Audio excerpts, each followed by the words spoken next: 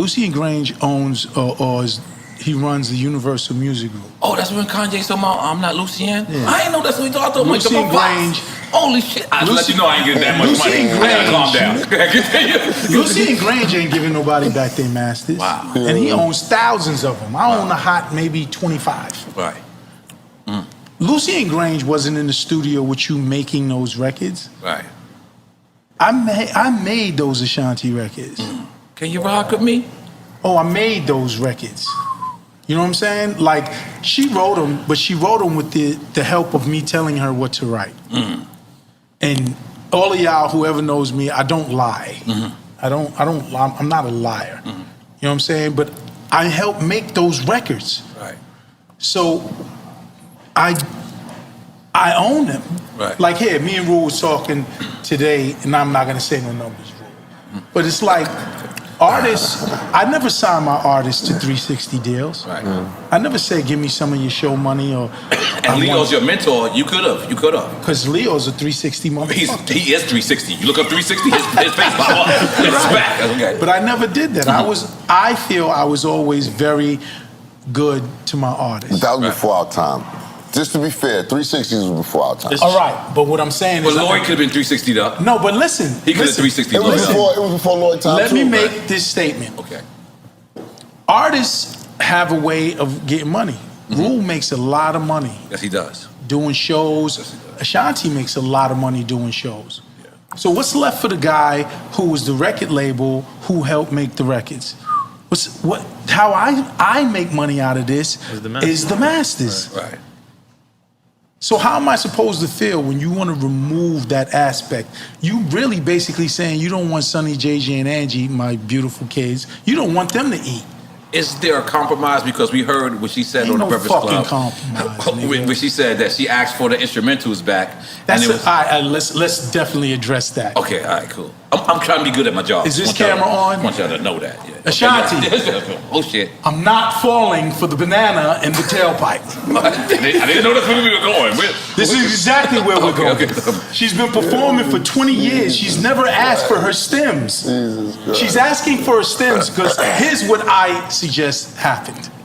She went in the studio and tried to redo Baby, Baby, Baby. Mary Jane! You can't do that.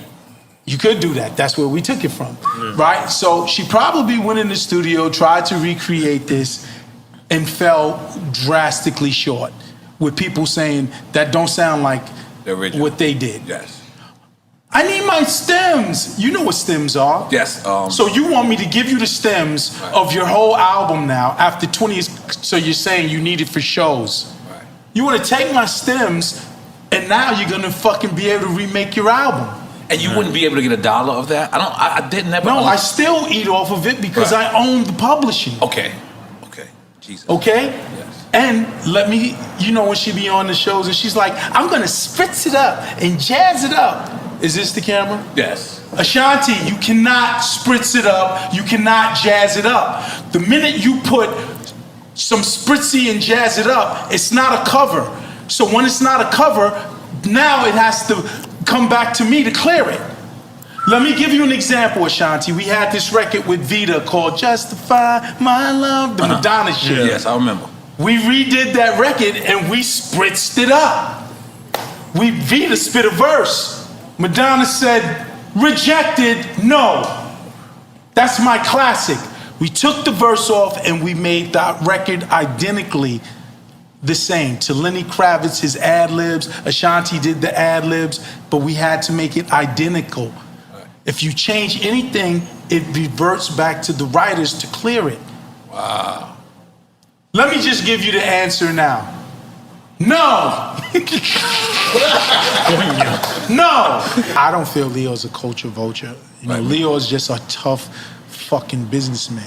Yeah. And if you let him jerk you, he's gonna jerk you. Like he used to say, I would have kept Gotti as an A&R, making $60,000 a year. This nigga didn't give me a bonus. I helped generate. Listen, DMX May 12th, I believe. Rush Hour soundtrack came out in August.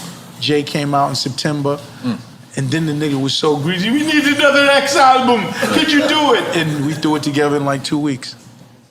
But in that year, he probably, just with those albums, 400 million he grossed.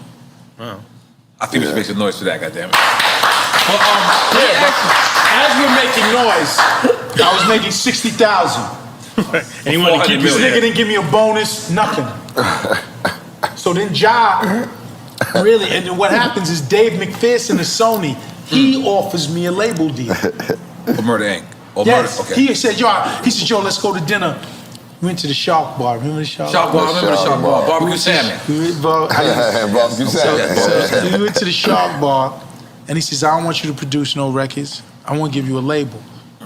And I was like, but, you know, every XJ and Ja, they all signed it. He said, I don't care. We'll start something new and something fresh. And they offered me the label deal. Then I met with Tommy, and Tommy was ill. You need to be with me. Fuck Leo. When you say Tommy Tola, Tommy Tola, let's be clear. Tommy Tola. Okay. And then this nigga Leo was trying to do the deal and give me half.